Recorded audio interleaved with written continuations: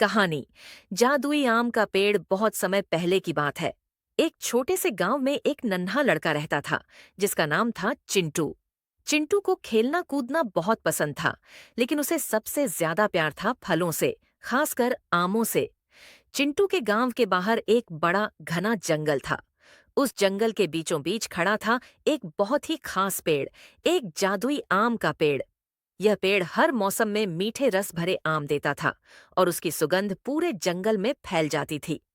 पर गांव के लोग कहते थे कि उस पेड़ के पास जाना खतरे से खाली नहीं था, क्योंकि उसे एक दयालु मगर रहस्यमयी परी ने जादू से सुरक्षित कर रखा था।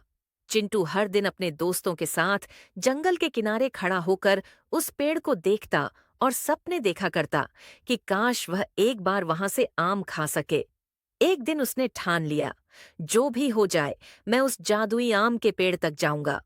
अगले दिन सुबह सुबह, जब सूरज की किरणें धरती पर सुनहरे फूल बिखेर रही थीं, चिंटू चुपचाप अपने घर से निकला।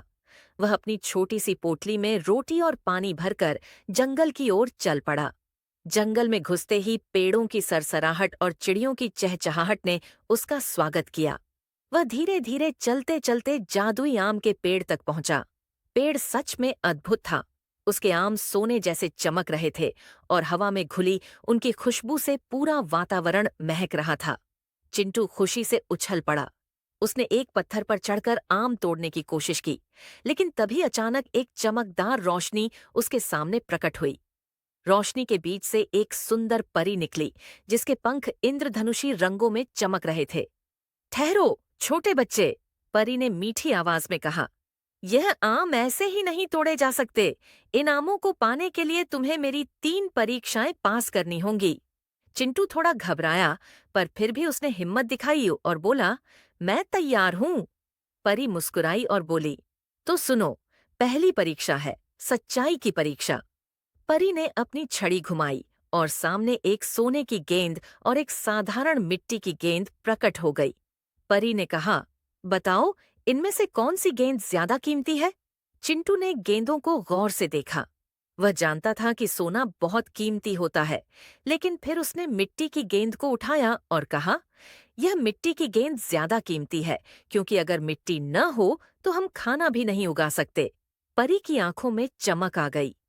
तुमने सच्चाई को पहचाना, वह बोली।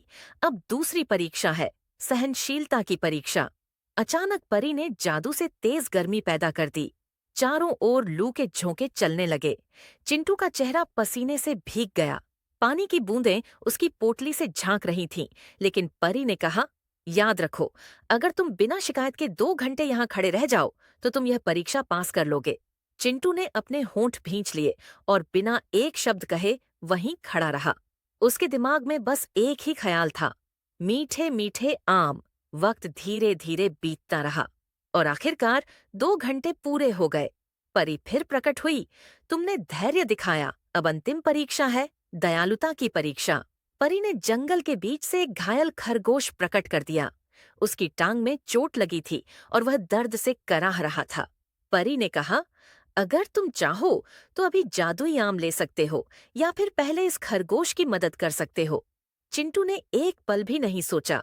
उसने अपनी पोटली से रोटी निकाली, खरगोश को खिलाया और अपने रुमाल से उसकी टांग पर पट्टी बांध दी। खरगोश की आंखों में चमक आ गई और उसने अपने नन्हे पंजों से चिंटू का हाथ पकड़ लिया। परी ने तालियां बजाईं और कहा, तुमने दया को चुना, तुम सच्चे दिल के हो। फिर परी ने जादुई आम के पेड़ की ओर इशारा किया। पेड़ अचानक से और भी अधिक चमकने लगा और ढेर सारे आम चिंटू के सामने गिरने लगे। लेकिन ये आम सिर्फ स्वादिष्ट नहीं थे, हर आम में एक छोटी सी विशेष शक्ति थी। किसी से तेज दौड़ने की ताकत मिलती थी, किसी से मीठी बातें करने की कला, तो किसी से कठिनाइयों का सामना करने का साहस। चिंटू ने कुछ आम चुने, एक टोकरी भर ली और वापस गांव लौट आया। उसने आम अकेले नहीं खाए, उसने पूरे गांव में बांट दिए। छोटे बच्चे, बूढ़े, दादा दादी, सबने मिलकर जादुई आम खाए और गांव में खुशी और प्रेम की बारिश हो गई। परी दूर आकाश से यह दृश्य देखकर मुस्कुरा रही थी और इस तरह चिंटू का नाम जादुई आम वाला चिंटू बन गया और उसका गांव बन गया सबसे खुशहाल गांव। सीख, सच्चाई, धैर्य और दयालुता, ये तीनों गुण मिलकर इंसान को सच्चा विजेता बनाते हैं। एक शाम की बात है, जब लियो नाम का एक शेर का बच्चा अपने गौरव से भटक गया। जैसे जैसे जंगल गहराता गया, हवा में अजीब अजीब अपरिचित आवाजें गूंजने लगीं। दूर से गुर्राहटें सुनाई दे रही थीं और वह आवाजें धीरे धीरे उसके करीब आने लगीं। लियो का दिल जोर जोर से धड़कने लगा, क्योंकि वह वापसी का रास्ता ढूंढने की कोशिश कर रहा था, लेकिन जंगल के सारे पेड़ उसे एक जैसे लग रहे थे।